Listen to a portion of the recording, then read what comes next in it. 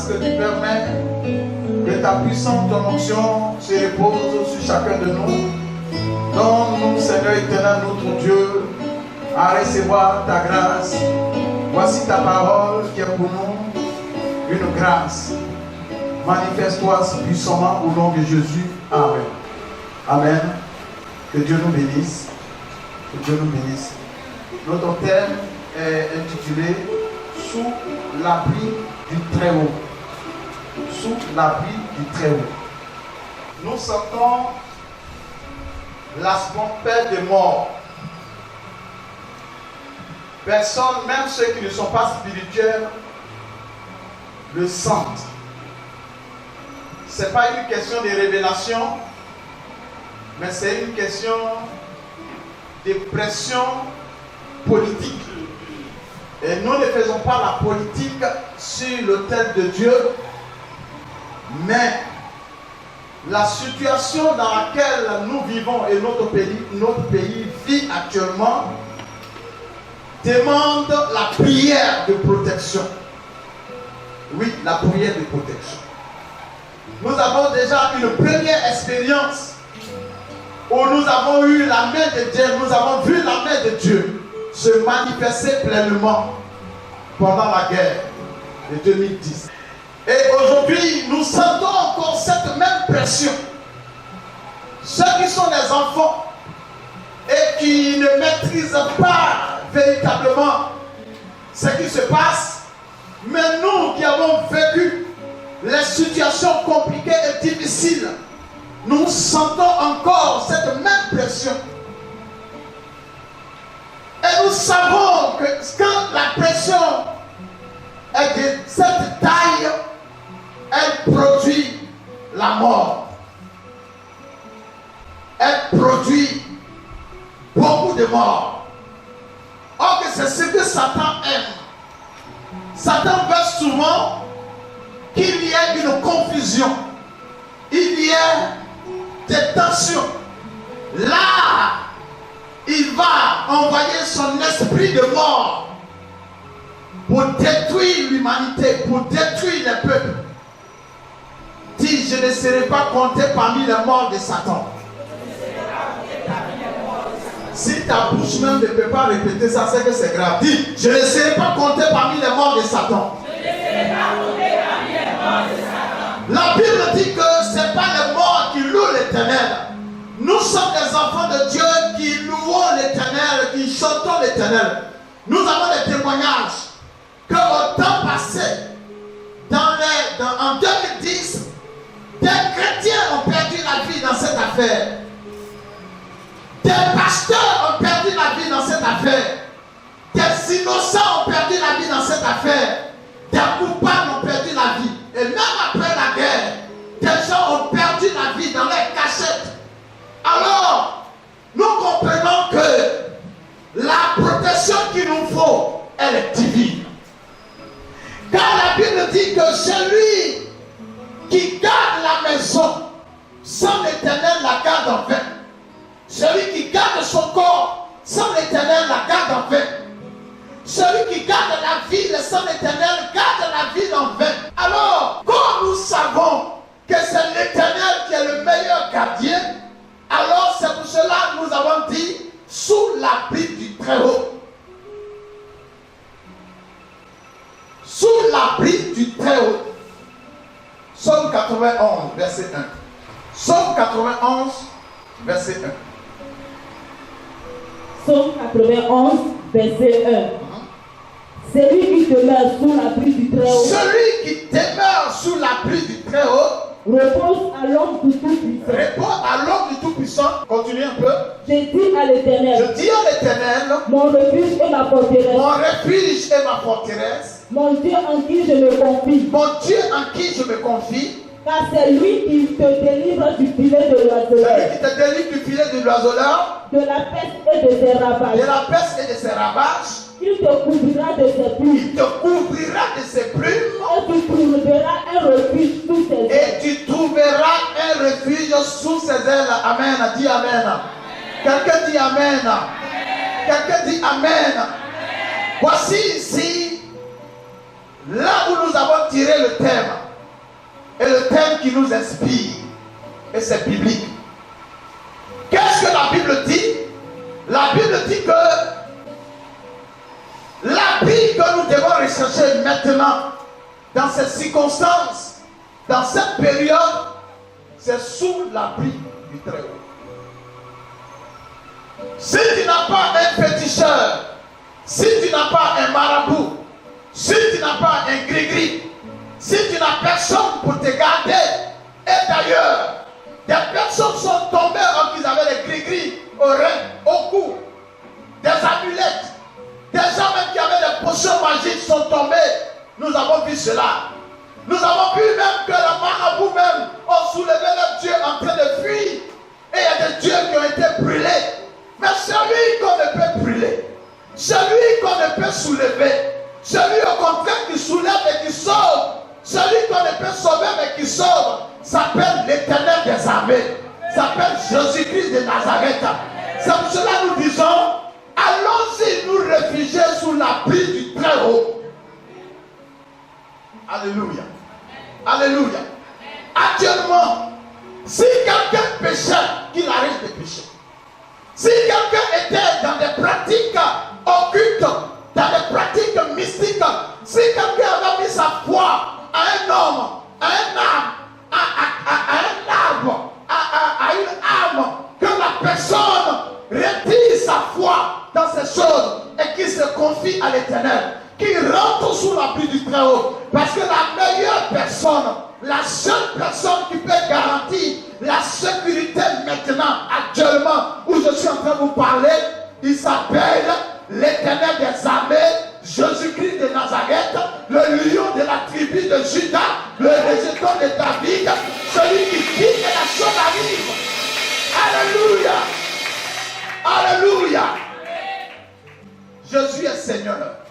Je veux que vous reteniez que c'est Jésus qui est le meilleur protecteur.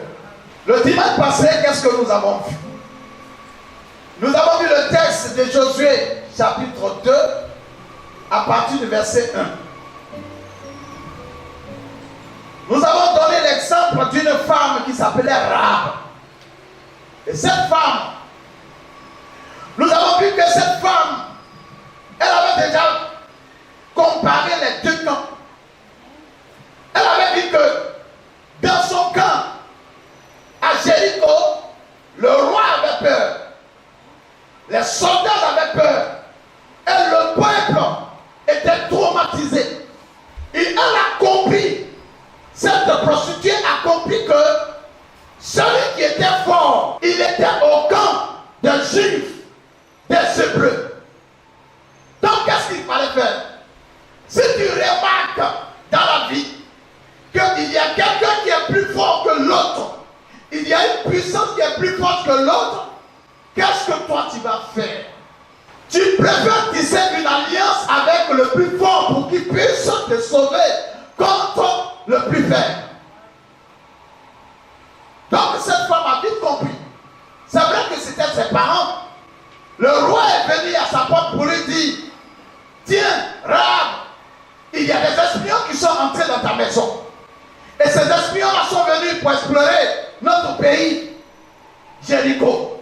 Alors nous te demandons de les faire sortir. Nous allons les tuer. Mais elle a vu que c'est vrai. Ils vont tuer les deux espions. Mais si on tue les deux espions, ce n'est pas la solution. Parce que ils vont tuer les deux espions, mais l'Éternel, ils ne vont pas tuer l'Éternel. Donc qu'est-ce qu'il faut faire? Il faut tisser une alliance avec ceux qui sont dans le camp des plus forts. Donc elle est partie cacher les espions. Et elle a dit aux espions, aujourd'hui, moi je vais changer de nationalité. Alléluia. Je vais être un juif. Je vais être un israélien. Je veux que vous protégiez ma famille, mon père, ma mère, mes frères, mes soeurs, et tous ceux qui font partie de la famille. Moi, je viens de vous protéger. Moi, je viens d'accomplir une œuvre du Seigneur. Moi, je viens de participer à l'accomplissement de l'œuvre du Seigneur. Vous, à votre tour, qu'est-ce que vous allez faire?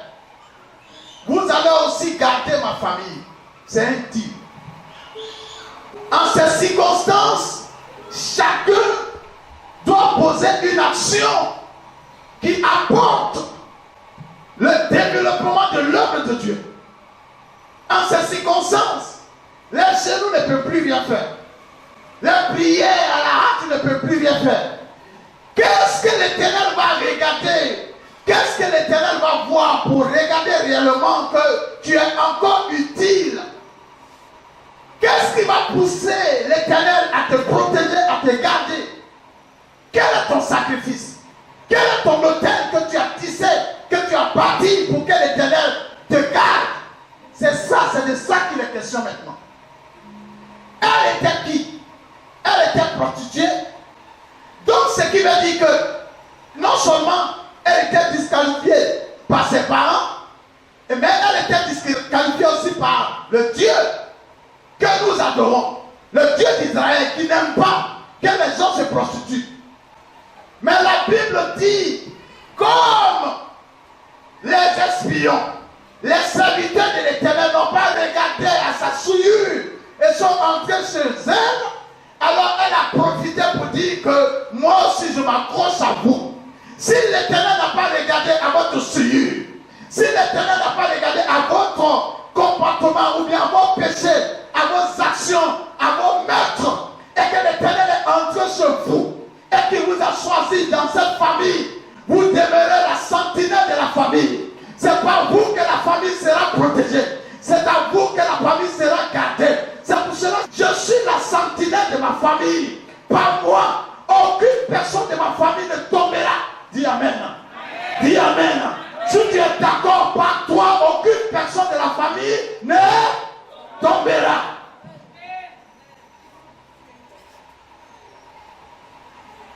Elle a dit que j'ai découvert des personnes, j'ai découvert des serviteurs de Dieu, j'ai découvert ceux-là même qui sèment la terreur. Moi, j'ai tissé une alliance avec eux pour que je puisse vivre. Oui, mais ma famille, et ma famille. Alors pour cela, elle a dit aussi, c'est vrai que je tisse une alliance avec vous, mais je veux que cette alliance se répande sur ma famille. C'est pour cela que nous avons dit que nous allons tisser une alliance familiale. Nous allons tisser une alliance familiale. Et cette alliance familiale va nous garder. Nous avons un témoignage. Les années 2010, c'est comme ça le temps était. La tension était comme ça. Et nous avons dit, tiens, nous allons tisser une alliance familiale. Et cette alliance familiale que nous avons tissée, après la guerre, nous avons fait un culte d'action de grâce. Et c'est qu'il y a beaucoup qui se souviennent. Et quand on a fait le culte d'action de grâce, beaucoup ont témoigné. Beaucoup ont témoigné. Et moi-même, je suis un témoin oculaire, auriculaire. J'ai vu des personnes qui sont entrées dans notre chambre et qui ont dit, couchez-vous. Et j'ai tellement cru à ces personnes à cause de la peur. J'ai commencé à confier mes enfants. J'ai commencé à confier ma femme à d'autres personnes. Je disais, seulement, regardez 10 ans en arrière, comment elle était. Ok, elle est encore très belle. Donc 10 ans en arrière. Et dit une belle femme comme ça, il n'est même pas encore fini de faire mes enfants. Puis c'est que bon, regarde-la. Vraiment, pour donner à ma femme un monsieur qui peut vraiment aimer. En ce moment, qui était encore né, on dirait Rebecca. Rebecca et puis qui? Ma dossier.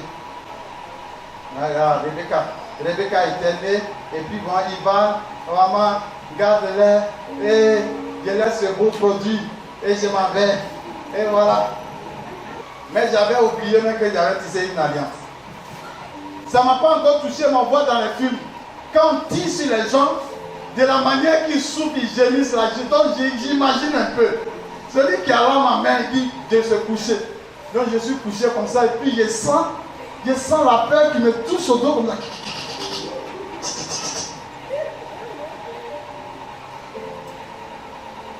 C'était trop compliqué. Dieu merci, on avait un jeune qui était, le Saint-Esprit a entré en lui. Et c'est lui qui a dit que moi, si tu veux me tuer, je veux que tu me tues en te regardant, mais je ne peux pas me coucher. Donc il était en train de discuter avec lui jusqu'à ce que le Seigneur envoie des anges pour nous libérer. Que cela n'arrive plus jamais à la Côte d'Ivoire. C'est compliqué, c'est dur. Même quand tu dors, tu fais des cauchemars où la guerre continue. Mais par l'alliance, le Seigneur nous a sauvés. Aucune personne, quand nous sommes venus rendre des témoignages, aucune personne n'a été touchée. Aucun parent n'a été touché. Et cette expérience-là, nous l'avons vécue et nous voulons encore la revivre. Alléluia.